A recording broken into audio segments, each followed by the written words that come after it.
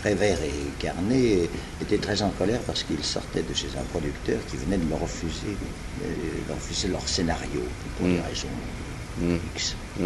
Et alors, Jacques me dit, viens boire un pot. Alors on va boire un pot sur la promenade des Anglais à Nice. Et dans la conversation, il me dit, tu n'as pas un sujet, toi. Et j'étais en train de rassembler un matériel pour faire un spectacle qui devait opposer le mime, enfin, l'acteur muet et l'acteur parlant. Et alors, j'avais pris le moment à cette époque entre Debureau et Frédéric Lemaître. Frédéric Lemaître qui était l'acteur parlant et Debureau qui était le mime. Et dans l'histoire de la vie de Debureau était champion de Cannes. Et alors, sur le boulevard, il y avait un monsieur qui avait insulté sa femme.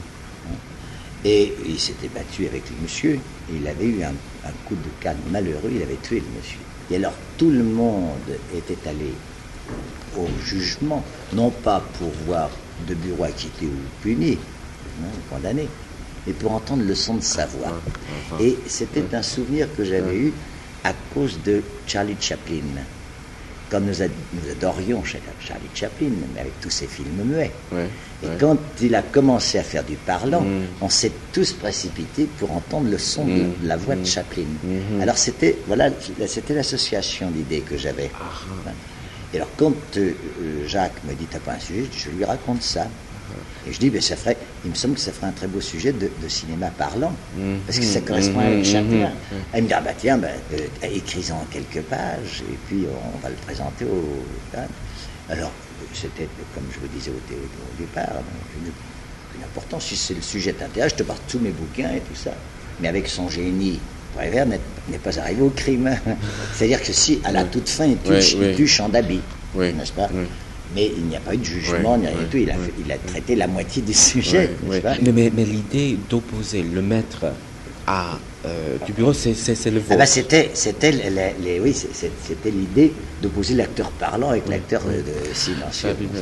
Mais dans le film, on pourrait dire même qu'il y a, jusqu'à un certain point, un certain hommage au cinéma muet dans les Non, mais ce qu'il y avait de merveilleux dans l'histoire des Enfants du Paradis, c'est que c'est une espèce de synthèse de l'art dramatique.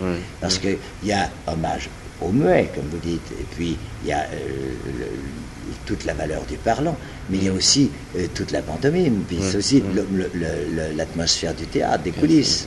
Il y a une espèce de synthèse de notre profession.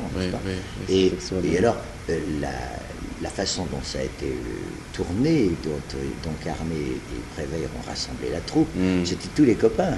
Il y avait Étienne Decroux, avec qui j'avais travaillé, il y avait Gilles Margaritis, qui était un ami, il y avait des copains.